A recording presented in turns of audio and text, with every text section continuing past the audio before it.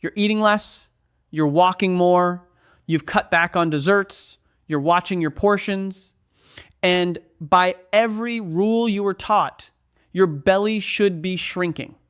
But it isn't. If anything, it feels like it's getting harder to manage, not easier. Here's something that might surprise you.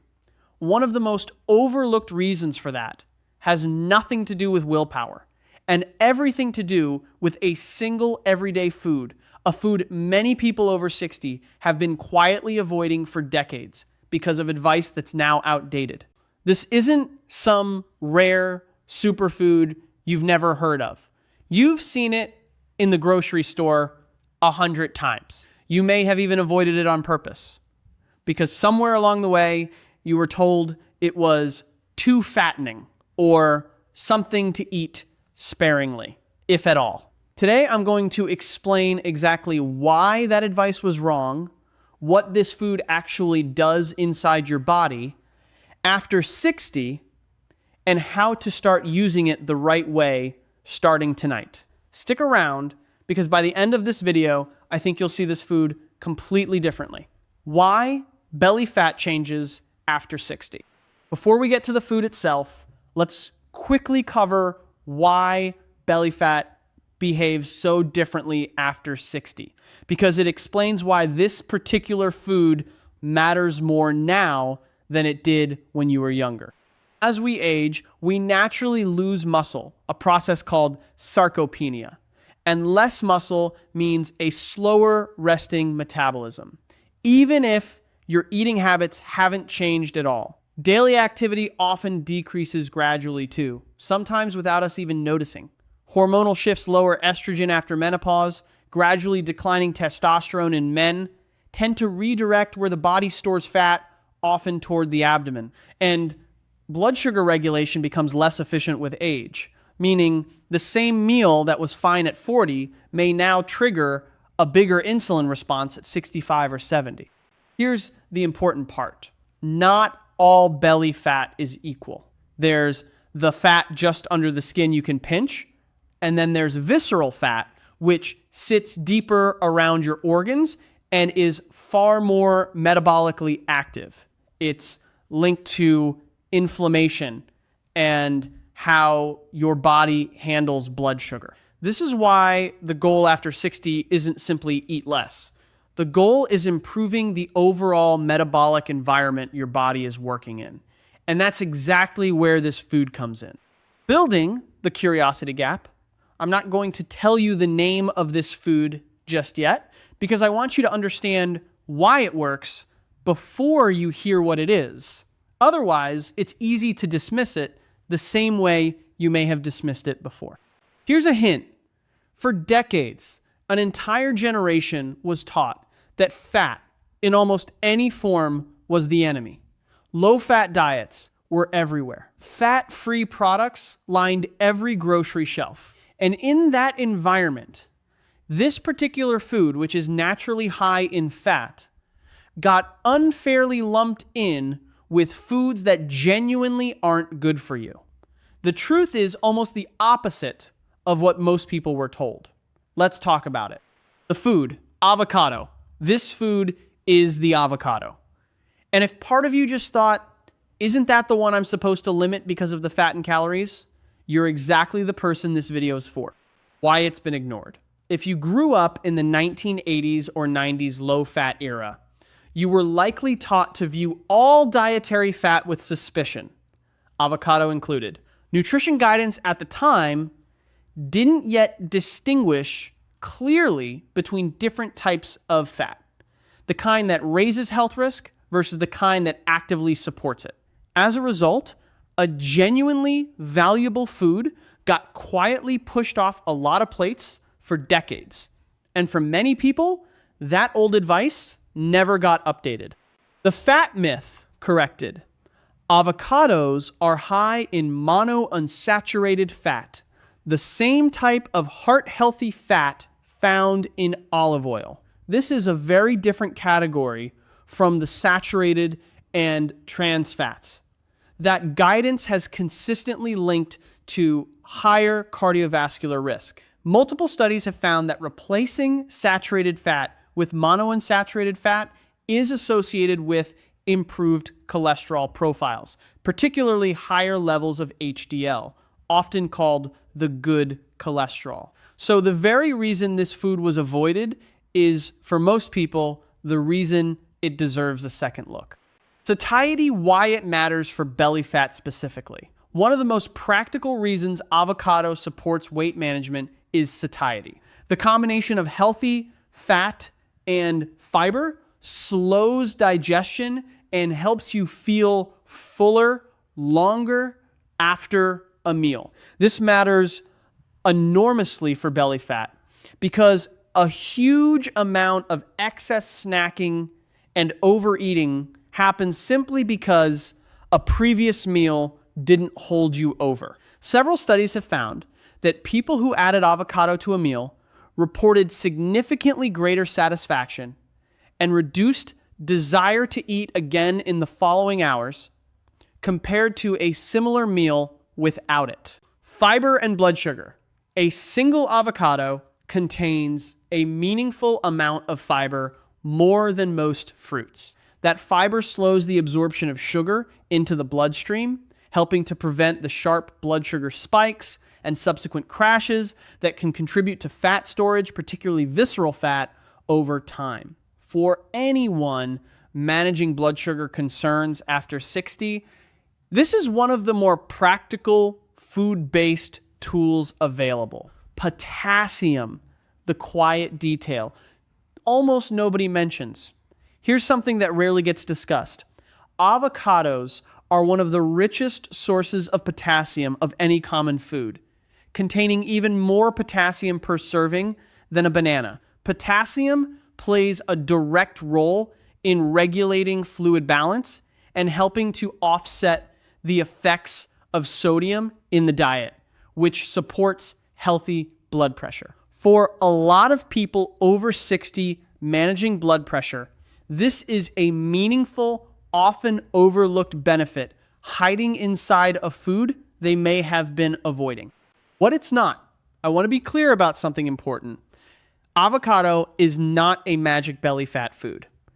Eating it alone won't cause fat loss. Its real value comes from how it fits into an overall eating pattern. As a satisfying, nutrient-dense replacement for less beneficial fats and refined carbohydrates, not as an addition piled on top of everything else you're already eating. How to use it practically. Instead of white toast with a sugary spread, try whole grain toast with mashed avocado and a boiled or poached egg on top. A combination we'll come back to in a moment. Instead of a heavy, creamy salad dressing, try mashed avocado thinned with a little lemon juice and olive oil. A quarter to half an avocado is a reasonable, satisfying portion for most people, rather than needing to eat an entire one at every meal.